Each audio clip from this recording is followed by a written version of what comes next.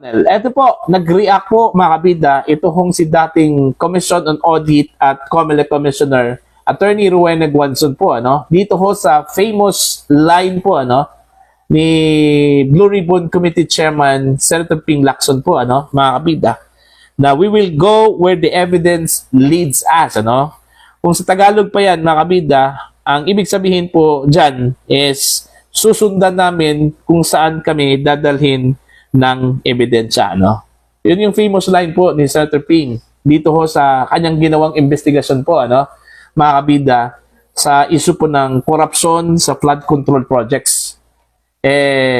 Nung ang ebidensya daw, sabi po ni Attorney Guanzon, tinuro po ang Malacanang, mga kabida, biglang umayaw. Biglang umayaw daw, mga kabida. Saan na po yung sinabi po ni Senator Ping Lacson na we will go where the evidence leads us. Okay? Sana po yun. Diba? Biglang umayaw Nung itinuro na po ng mga testigo, mga kabida, na nag-deliver daw sila ng pera doon ho sa kay Pangulong Ferdinand Bongbong Marcos, nung sinabi po, mga kabida, ni dating ako Bicol Party List Representative Zaldico, na inutusan daw siya ni Pangulong Ferdinand Bongbong Marcos para po mag-insert po ng 100 billion pesos po, kung saan po ay yung 25% of that 100 million pesos ay kickback daw ni Pangulong Ferdinand Bongbong Marcos. Bigla hong tumahimik po ito hong si Senator Ping daw dito, mga kabida. Alright, eto babasahin ko lang po itong article ng ang balita ngayon, mga kabida, okay? Nang itinuro na ang Malacanang, ayaw na. Ayan, yun yung title po, Bagamat hindi direktang pinangalanan, tila pinatutungkulan ni former COA at COMELEC Commissioner Attorney Rowena Guanzon ang kanyang patutsada sa pangako ni Senator Ping Lacson na we will go where the evidence leads us. Okay? Lumabas ang pahayag ni Guanzon sa gitna ng iso kung saan umano'y nag-aatubili ang Senado o Senate Blue Ribbon Committee na agad imbitahan sa pagdinig ang 18 mga nagpakilalang dating sundalo. Nagsasabing sila umano ang naghatid ng mga maleta ng pera sa ilang opisyal ng pamahalaan, kabilang umano ang Pangulo ng Pilipinas na si Ferdinand Marcos Jr.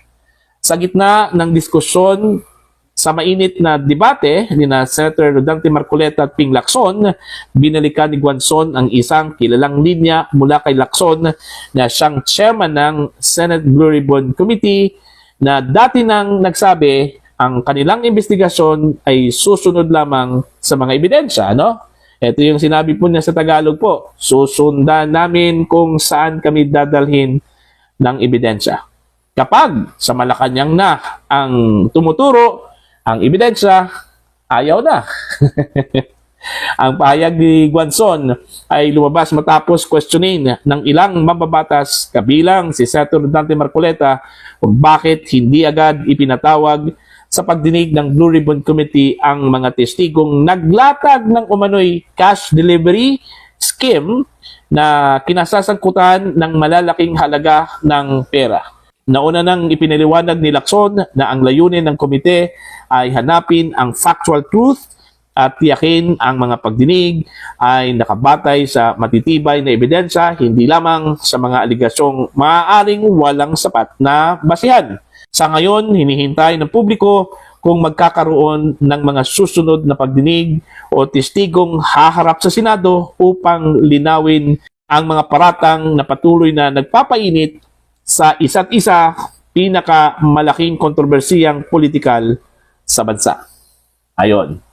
So, abangan po natin to kasi parang hinarang ata ito, mga kabida, ni Senator Tito Soto po, Okay na po, sana itong si Senator Ping pumayag na po, na ibitahin itong 18 mga dating sundalo po, sa resumption po ng pagdinig po ng Senate Blue Ribbon Committee. Kaso lang po, bigla hong nag-object itong si Senate President Tito Soto po, mga kabida. Dahil sabi po niya, kailangan pong idaan muna sa Committee on Rules. Dahil balita doon niya, may mga kaso daw ito, mga kabida, itong mga dating mga sundalo dahil may mga nagsampa po ng reklamo, yung isinangkot po ng mga pangalan doon po sa kanilang affidavit po, ano, mga kabida. At isa na po doon, ito hong si ML Representative Leila de Lima, no, mga kabida. Okay? So, pag-aaralan daw to ng Committee on Rules. Teka muna. Di ba may mga precedents na po ang Senado, ano, na kahit na po mayroon pong kaso, kahit na po nasa korte na po, ano, mga kabida, may mga precedents na po na patuloy pa rin iniimbestigahan po ng Senado, ano, okay? Itong reklamo po, laban ho sa 18 mga sundalo, nasa fiscal level pa po to, ano? I think nasa Department of Justice pa po Hindi pa po nakarating sa korte po, ano, mga kabida. Pero kung maalala ninyo, doon ho sa hearing po ng Committee on Foreign Relations po, ano, ni Senator Amy Marcos, okay, mga kabida, may mga issues po doon na tinakil po nila, no, na kung saan po ay nakabinbin na po sa korte po. Okay? May mga kaso na po, ano, mga kabida, pero ipinagpatuloy pa rin ni Senator Amy Marcos yung mga pagtatanong, ano. Although ang sinagot po ng mga resource persons po, mga kabida, during the hearing, in-invoke po nila yung kanilang karapatan po against self-incrimination, ano, mga kabida, dahil nasa korte na raw yun, ano. Okay, pero hindi po ibig sabihin, mga kabida, na mapipigilan po ang pagdinig po ng Kongreso in aid of legislation doon po sa kaso. Okay, ang pagkakaalam ko po, mga kabida, exempted po sa rules on sub judice, mga kabida, ang mga pagdinig dyan po sa Kongreso, ano.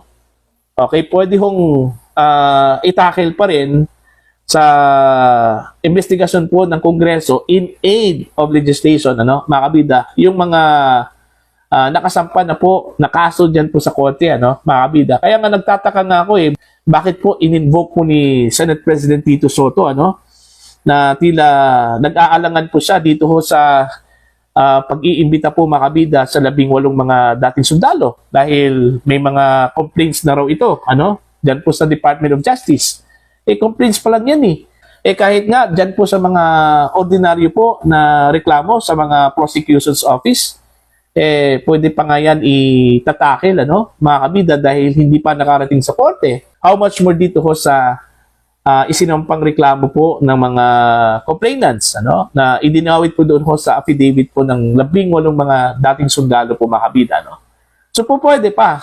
Okay? Po pwede pa yon. Hindi po rason, mga kabida, na meron pong nakasampang complaints, barred na po ito kong mga senador, ano, na mag-imbestiga ho dito. Okay? Marami yung magsasabi, palusot lang daw yun ni Senate President Tito Soto, ano, mga kabida, considering ito hong si Senator Tito Soto, isa po sa mga pinangalanan doon ho sa affidavit, ano, mga kabida, na nabigyan daw ng mga malay-maletang pera, no, mga kabida. Although itinanggi po ito ni SP Soto at in fact, hindi po daw niya i-dignify yung mga aligasyon na yon laban sa kanya, ano, mga kabida. Pero for the sake lang po, mga kabida, ng transparency, ano, at gusto man kaya nila na matuntun yung katotohanan po dito sa aligasyon na ito, ano, hahayaan na lang po nila, ano, na mag-resume itong investigasyon po ng Senate Blue Ribbon Committee, ano. Total, according to Senator Marcoleta, may mga paraan po sila dyan, ano, mga kabida, kung sakali man po itong mga testigo po ay nagsisinungaling, ano, mga kabida, pwede po nilang patawan po ng contempt. Pwede po nilang ikulong dyan, mga kabida, sa Senate. Okay? Basta ang importante lang po dito, malaman po natin ang totoo. Kung totoo ba itong mga sinabi po ng mga dating sundalo at ito bang mga binigyan po ng pera po, mga kabida, ano? Totoong tinanggap po nila ito, ano, mga kabida. Saan po nanggaling, ano, ito kung sinasabi po nilang isinilid po ng mga pera, ano, sa mga maleta, ano po, mga kabida, na umabot daw ito, ano, sa 805 billion pesos po. Okay, mantakin nyo yan. Ang laki po ng pera na yan, ano. Tapos, hindi po natin iimbestigahan yan, ano. Okay? Malaking pera yan. At saka malaking issue po yan, ano, mga kabida. Okay lang sana po, ang sangkot po dito, mga ordinaryong mga tao, ano? Mga opisyal po ng gobyerno mga politiko po, ano? Mga kabida, ang idinawit po dito, ano? So, kailangan po itong imbestigahan kasi malaking iskandalo po ito, mga kabida. Kaya nga nagtataka nga ako bakit binabaliwala po ito, ano? Mga kabida. Para bang simple lang, parang simpleng aligasyon lang po ito, ano? Okay? Na hindi po dapat patulan, ano? Mga kabida. Alright? So, antayin po natin, since di-refer po nila ito sa Committee on Rules, at sana ang Committee on Rules po dyan sa Senado ay mag-desisyon po ito as soon as possible, ano, mga kabida. Para makamove on na po ang lahat. At marinig po natin yung mga testimonya po, mga kabida, ng mga testigo, ano, lalong-lalo na ito hong mga dating sundalo po. Okay? At ang gusto po natin dito, mga kabida, at gusto ng mga mamamayang Pilipino, kung sino man po yung idinawit po dito, dapat ipatawag po. Okay?